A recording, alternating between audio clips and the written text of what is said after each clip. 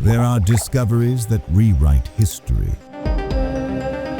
And then there are discoveries that shouldn't exist at all.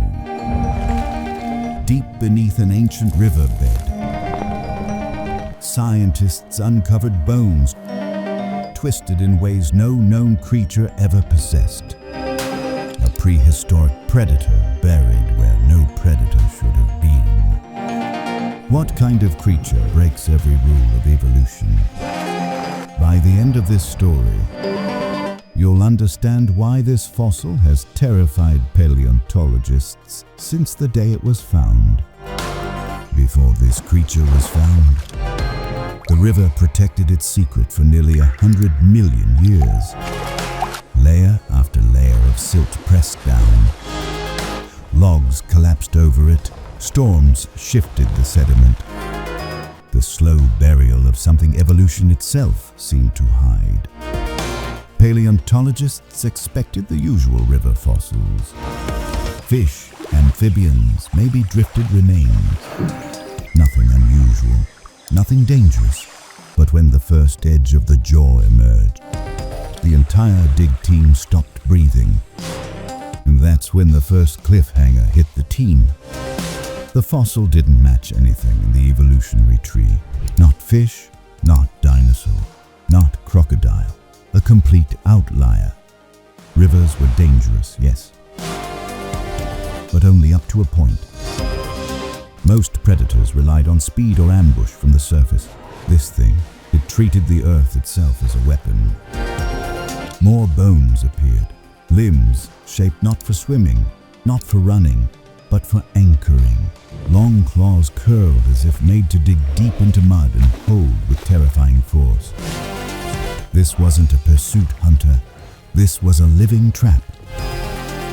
Now picture a young dinosaur stepping near the quiet water, lowering its head, unaware. The mud does not move. The water does not tremble. And then, everything explodes upward. A jaw bursts from the earth at impossible speed, teeth clamped down with bone-cracking force.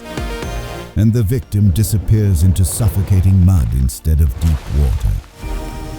No struggle, no warning, no second chance. This wasn't hunting, this was inevitability. But here's where the story takes a darker turn. Scientists couldn't explain it. Every new bone pulled from the riverbed created more contradictions, more cliffhangers. The riverbed becomes a killing ground. But then comes the question no scientist wants to ask. How did this creature die? Because its final position is unnatural. Twisted violently, jaw stretched, claws gouging into sediment. It didn't die peacefully. It didn't die from age. It didn't die from starvation. It died fighting. Flood layers above the fossil show rapid sediment movement, but not normal flooding. Something sudden, something violent. Some scientists propose a mud collapse. Others think volcanic ash hardened instantly around it. But a few paleontologists have a different idea, one they hesitate to publish.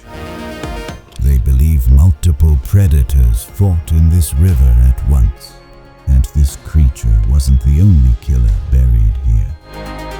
The answer might be buried a few meters away, still waiting to be found. Now imagine standing beside that ancient river at dusk, the forest behind you, silent, the water still, shadows stretching across the mud. You feel watched. Not from the trees, but from beneath your feet. That's the feeling this creature carried into its world. The ability to disappear into Earth itself, to turn safety into danger, to turn stillness into death. But the chilling part is this. Creatures like this don't vanish because they were weak. They vanish because the world around them changed, and their perfection no longer had a place. Picture its final moments. Mud drying, river shifting, prey migrating away. The creature half buried, waiting for a victim that would never come. Eventually, hunger slows it. Movement weakens, the earth collapses, and it is entombed forever, not defeated, but outlasted. Yet its fossil remains a message from the past. Nature is not gentle. It experiments. It builds monsters for worlds we can barely imagine, and erases them without warning. And maybe that's the part we should fear most. The idea that the deadliest predators in history aren't the ones we know, but the ones buried in places we haven't dug yet. Because sometimes the river wasn't hiding from the monster was hiding from the world. So here's a question worth thinking about. If one buried predator could rewrite everything we thought we knew about ancient rivers, how many more monsters are still waiting to be found? If this discovery fascinated you, hit like, share it with someone who loves prehistoric mysteries, and subscribe, because the next creature we uncover might be even more impossible to explain. And if you think a predator that hunted from beneath the earth is terrifying, wait until you hear about the killer that didn't need strength, speed, or even contact to wipe out entire species.